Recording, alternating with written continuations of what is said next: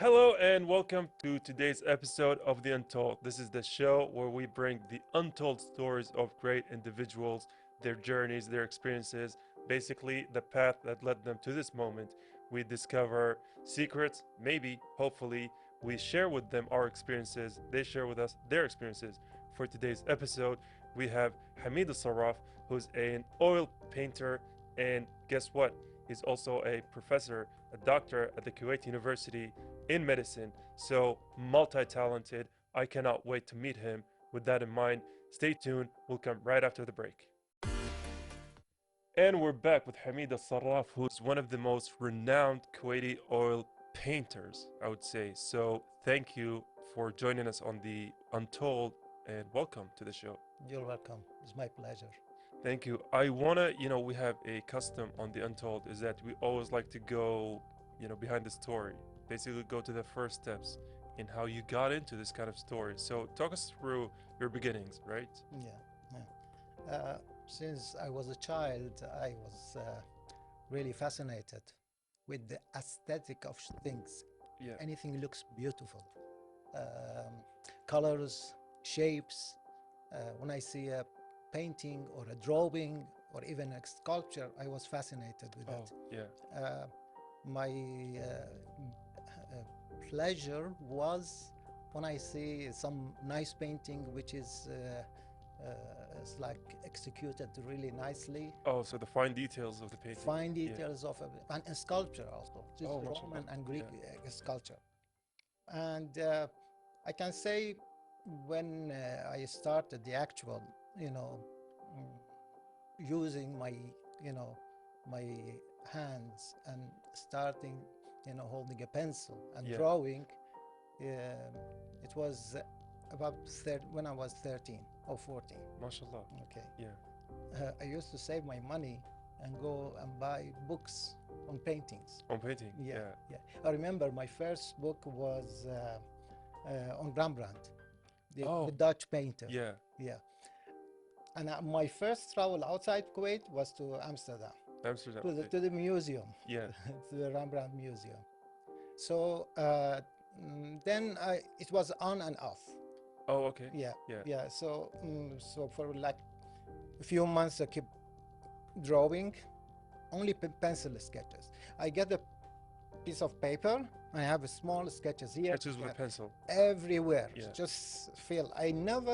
I think until I was like 30, I never had a real framed painting or drawing even. Yeah. All sketches. So I think that actually helped me. And then how did you transfer from sketches to write oil paintings and everything? Oil painting is a really interesting story.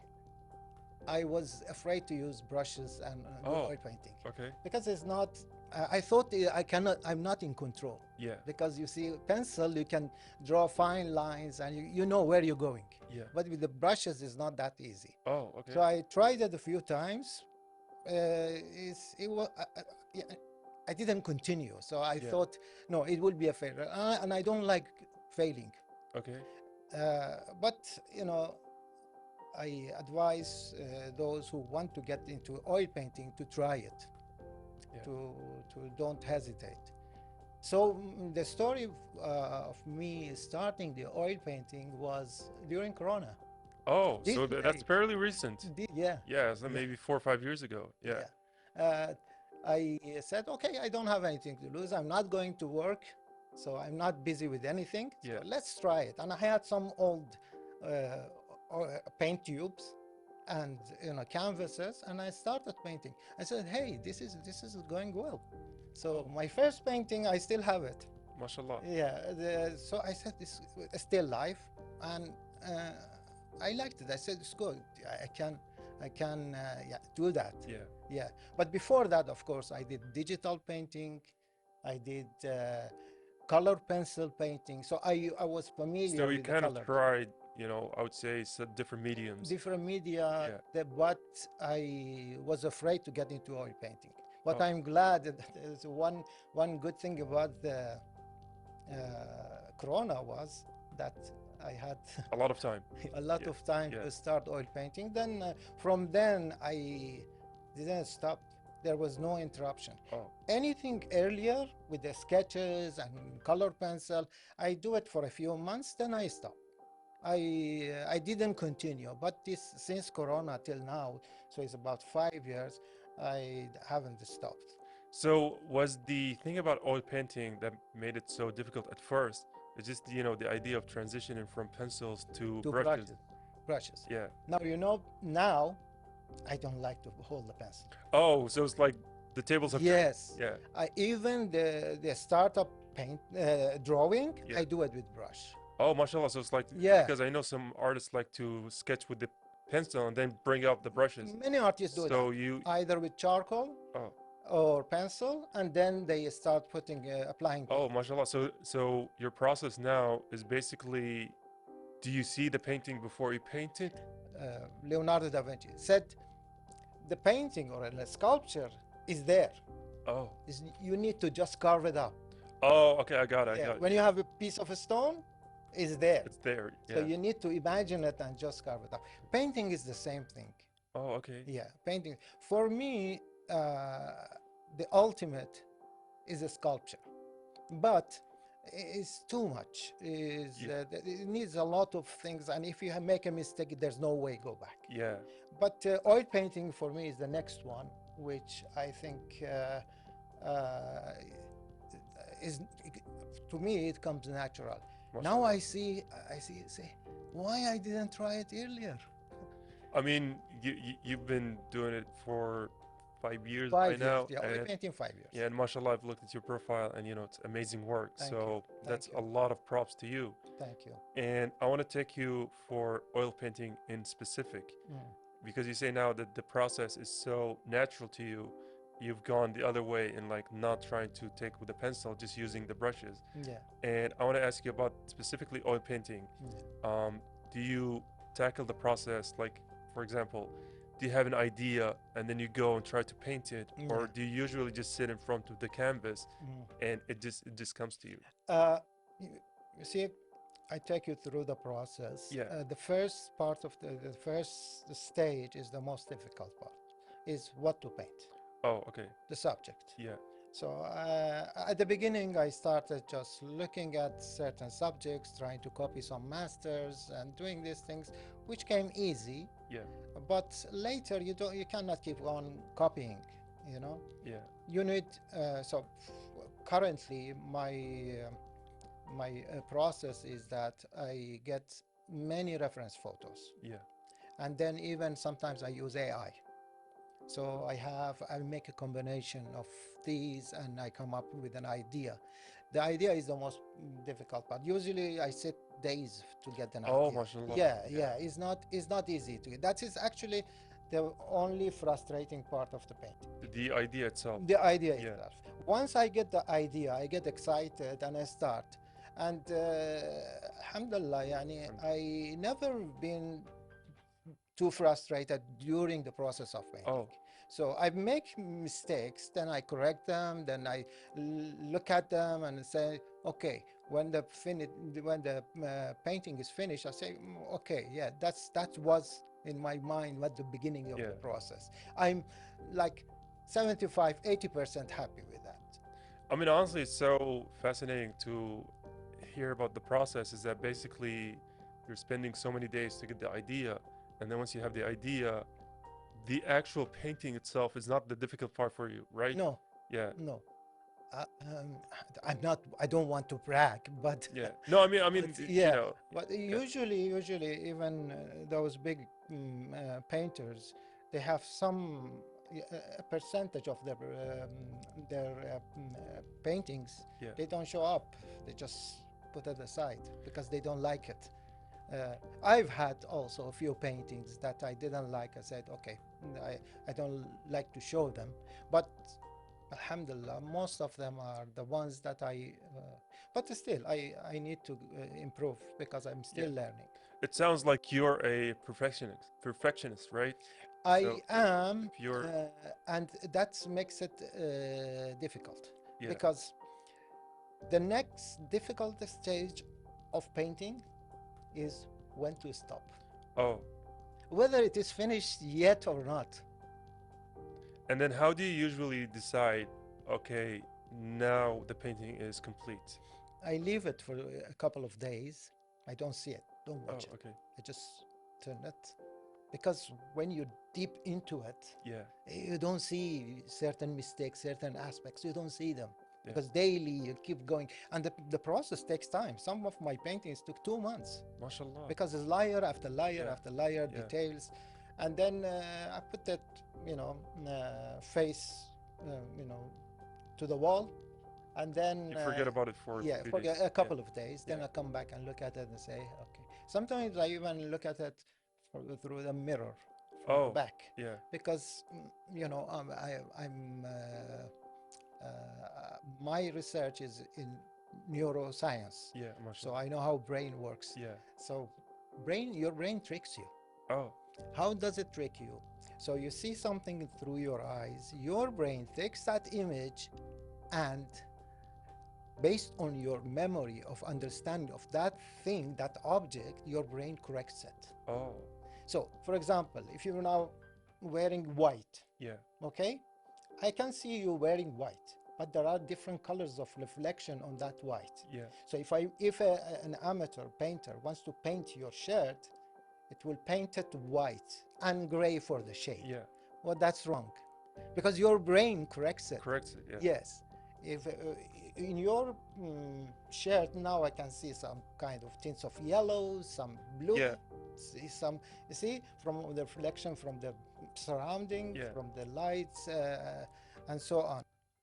I did a painting of one of my colleagues, and he was wearing a lab coat. Oh. Okay. And he was on a microscope, and there are different lights coming here and there. Yeah. And now he's in the department, our department. And I told him when we finished, and he said, "Oh, it looks nice." I say, "Okay, look at that, your lab coat." He said, "Yeah, it's white." I said, "Come." And I took him close to the painting. There is violet, there is yellow, there's in the green, painting. there's blue. Yeah. There's so many different colors because your brain corrects it. Yeah.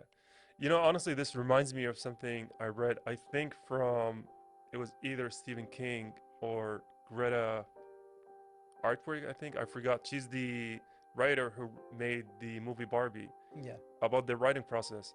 And this kind of, reminds me of what you said, because the process, they said that when they finish a work, they leave it for a few days, and then when they come back for the rewrites, they make the pages in another color and they make the fonts in another size. Yeah. Because when they're writing, they're so used to something, they're not going to find the mistakes. It shows it differently. Yeah, so when they change all of that, they kind of see the mistakes. Yes. And this is, I think, Yes. Yeah. Your brain tricks you. Yeah, and honestly, it's so amazing that and this is something we haven't even tackled into the episode, you're a professor in medicine here in Kuwait as well.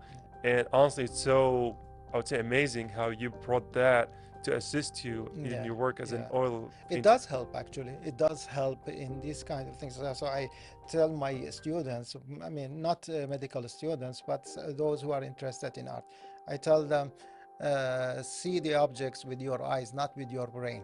Oh, okay. Yes. Yeah. Yes. So this cup, you see it? Yeah. You know, it's round. Yeah. Okay? Is a circle. Yeah. Okay? At an angle, it becomes oval. Oh. Okay? Yeah. But your brain, when you want to draw it, you usually tend to make it a bit wider. Yeah. Because is oh, full so circle. You're bringing logic into something that should be by heart. Yes. Yeah. Yes.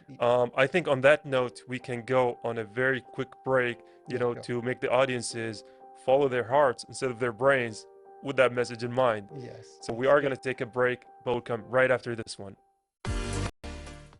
And we are back with Hameed Alsarraf, who's an amazing oil painter. But on top of that, before the break, we dove a little bit, we mentioned briefly your work as a professor in Kuwait University. And I want to ask you, because this is such a very demanding kind of job, but you also, paint. So how do you balance all of this? Yeah, that's a good question. I'm a slave to the clock. Oh. I'm very organized person, and since I was young, it's not because of the job or this. I have a time for eating, I have a time for sleep, I have a time for doing my workout, I have a time for painting even. Yeah. daily. And that time, I mean, some people may think this is funny, but if I pass the time for certain things, I will not do it, even if I have a time. So I usually around 5 to 6, I paint. Oh, So okay. if the time passed due to some reason, You don't. at 7 I don't Oh, go okay. painting. So I think this is because of this organization. Yeah. Yeah. So when I'm at work, I'm totally focused with On work. I have my students, I have my meetings, I have my committees, I have my lab, I have my research, everything I'm committed. But once I get out of the campus, I'm a different person. It's over. It's over. Even I don't Professor Hameed is discuss. done. Yeah, Now it's. that's it. Yeah. Even when we are sitting together with a group of people, Yeah. they're talking about medicine, my specialization, I don't interrupt. Yeah. Because there's separation That's it. between. Yeah. That's it. So I'm a different now I am a person, which is social with friends and family, as well as I'm an artist. Yeah. Yeah, and I have dedicated time for art, but the art is always on my mind. It's all. Yeah, I was gonna ask you about that. Is that because you said the idea is the hardest part? Yeah. So in your day-to-day life, do you get ideas for paintings, or is that something you dedicate time to it? Yeah, what I do usually, I look at old painters. I look at those famous painters. I have some painters which I really like their work. I keep watching them and see what is the theme, what is the things that I like about that painting. Oh, What okay. is the color harmony is there? Yeah. What is the composition? There's a lot of reflection. A lot of things that I need to consider. So, for example, now I'm thinking of a painting. So how do I put it in a frame? The composition. Oh, okay. What colors do I use? What kind of darks and lights do I apply to appeal to? What is the focal point? These kind of things I think even when I was younger, I remember when I see my friends, I see their when somebody is standing or sitting, I look at their posture, how a human stands, how a human is sitting, what is the form of the hands. One of the most difficult parts of the human anatomy is to paint the hands. It's so difficult. And I only know that because when AI was so good, it still made mistakes with the hand. Yeah, that's why it does. Yeah, that's how I read that the human hands is so difficult, to make it. So if you want to see whether a painter is skilled or weak, look at how they paint the hands. MashaAllah, yeah. Yeah. I think you and I, if we're gonna look at the same painting, I'm probably not gonna notice anything, but you, because you have a very specialized eyes, you're gonna be the specialists or the painters and those who have the skill see the paintings differently than the average public. Yeah. They see them differently. Somebody who is not a painter looks at it and say, I like this painting. You put two paintings side by side, one very skilled, one sometimes, not all the time, but sometimes they look at the one which is a lower skill and they say, I like this, because of some composition or some color. Yeah. But this is a better painter. So, the other one is a technically, better from a technical standpoint. Yeah, I see technically. I see painting technically. Yeah, this is a great segue to my next question, because I wanted to ask you, I took maybe 1 or 2 classes of art, and I know there are so many, I wouldn't say rules, but there are some guidelines to art, right? You have the golden ratio, we have the thirds, we have the foreground, background, the white space, and so when you're painting, do you take all of that in mind, or is it just that you have an idea, I want to paint it? I mean the rule of thirds. The golden ratio is a bit more complicated, and there's some debates on it. But the rule of thirds doesn't make a mistake, and also the rules of composition. So do you keep those in mind when you're? Yeah, I do take this in mind, and also color harmony. That's another thing. Oh, what's that? You need when you put two colors side by side. Some colors, when you want to dress, go out. Oh, okay. If you wear certain color shirt and with a certain color, they don't go together. It's like whenever the teller say this is warm colors, this is cold colors. Exactly. When you put them side by side, they appeal. Oh, okay. That's why people say, I like this painting. There's something about this painting because there is color harmony. Oh, okay. Yeah. And also you put, I try to put, contrast and darks and lights, organize them in such a way that the things pop up. Yeah. Yeah, so pop out. Yeah, I do consider these things. But sometimes is sticking to certain rules is ties your hand. Oh, yeah. So sometimes you need to just You be need free, to open up. to express yourself. Yeah, sometimes I do that. Yeah. And in terms of expressing yourself, and this is maybe gonna put you on the spot, but is there a painting or an art piece that is so precious to you that you've done? Yeah, my paintings, of the paintings that of the I paintings did. that you've done. Yes, it was the first or second year of Corona, I think first year, when there was like this lockdown and everything. So I didn't have any subjects, any references, and I didn't want to copy from pictures. So I said, I have to do live painting, direct painting. Direct painting means your subject sits in front of you and you do paint them.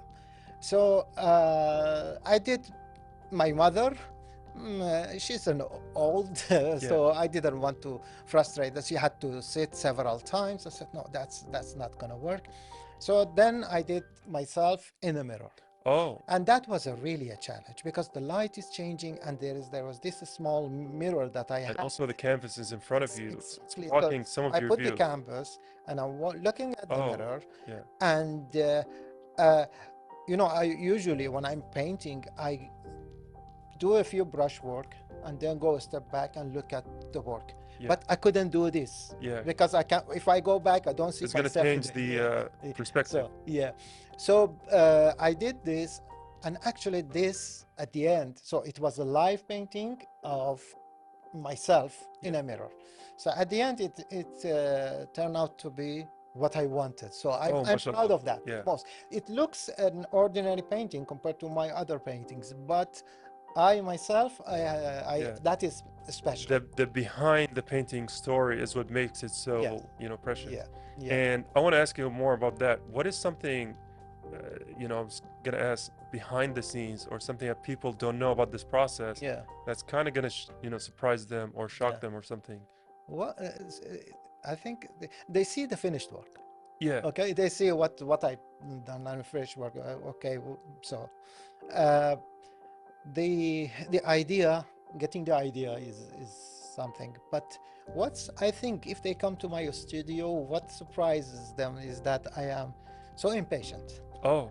I'm very impatient. They say, look at this, 2 months of work. This guy has patience. Details, those details. No, I'm very impatient. I usually can't wait. Usually, this is the process: is you mix your paint, the colors you want to apply, ready, and then I mix a few paints, not very close to what I want. I put it on a canvas, and then I change it on the canvas. I keep adding, keep removing, this process actually makes it take longer. But I want to get to I'm fast, I'm quick. But this is something I think it surprises people.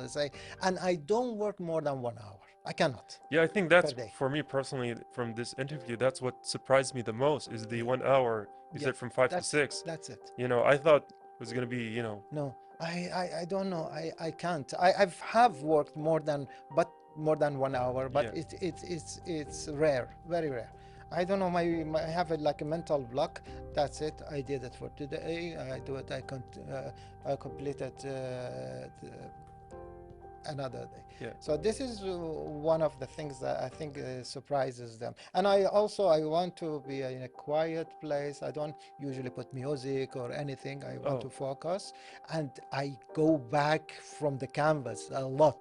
So you get a better perspective. Yeah, if you put time lapse, you'll see me do a few brushes, go back.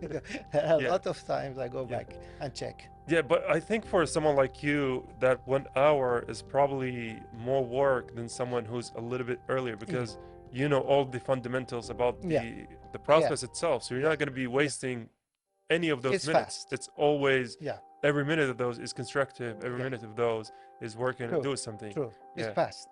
Is the thing is, I start fast and I see progress from the Yeah. first or second session. Then it slows down because there are a lot of details. And Yeah. as I told you, by the end, becomes difficult. Why? Because I cannot judge. This is, I think, one of my weaknesses. I cannot judge whether the painting is done or not yet. Oh, yeah. Or I leave it, or just needs a little bit here, a little bit there. Yeah. Sometimes when you do overwork, you do it more that you should, it ruins it. It ruins it, yeah. Yes, because you lose your center of focus. You keep adding details here and there, unnecessary details here and there, which ruins the paint. I think that's why, you know, we shouldn't criticize our own work, because like you said, you're always going to be thinking, oh, I can update this one, I can fix this one, I can update. So it's best to just have someone else come and it's like, no, that one is ready. Yeah. You can take a rest now. You can finally have that cup of tea. True. Many artists get this is called artist block. They don't like their own paintings. And if they show it to somebody else, they say, oh, that's beautiful. I say, no, I see, I don't like it. Oh, it's some kind of I don't know, it's some kind of a phase that each artist goes through. I've been through this kind of things, but not totally, disliking my painting. But I say, okay, maybe this could be better. And I don't repeat paintings. I don't want to keep painting. That's why I don't have a very specific theme. So there are people which do still life all over. People which do nature, landscapes. I don't like. But you like to keep it changing. Yeah, changing a bit here. I have some kind of a theme appearing, but I get bored if I go through the similar kind of process, keep repeating it. And I think that's very important for you personally as an artist, to not get bored or tired of the thing that you're doing, right? To keep it changing, keep it fast-moving stuff. I like change. I like new things, to try new styles, new things. But my main style is realism and some surrealism. Yeah. And unfortunately, because we have ran out of time, I do want to leave you with one final question on the Untold. Is that if you had, I'm not going to say unlimited resources, but if you had unlimited imagination, what is some painting or an art piece or historical figure that you would like to paint or redo again or something like that? I like, I'm fascinated with history. Yeah. I like to recreate some historical scenes. Oh, that's amazing. And the actual realism, it's difficult. Realism, a realistic way showing history. Yeah. Any event, any important event in history, to just capture that. And when people see it, they say, it's as if somebody took a camera, went back and took a picture. That's a big challenge. And now with AI, it's easier. Yeah. But still, you need your own touch, your own artistic touch, your own kind of hands infused with it. Yeah, this is my main goal. This is something that I'm looking up to. Yeah, well, hopefully we can all look up to that, because you're an amazing artist. Thank you very much. You're highly educated, and you are kind enough to share the platform with us today. Thank you, my pleasure. Thank you, and I do want to thank you again and again, Hameed Alsarraf, for joining us on today's episode of The Untold. Thank you. Thank you. My pleasure. Thank you. And with that in mind, we have finished the conversation segment of The Untold, but stay tuned after the break. Unfortunately, that was all of the time we've had for today's episode of The Untold. Another great episode, with Hameed Alsarraf, who's honestly, behind the scene. You go to his social media accounts, look at his paintings. They are amazing. Honestly, great individual, very entertaining to talk to. But unfortunately, that was all of the time for today's episode of The Untold. With that in mind, goodbye for now.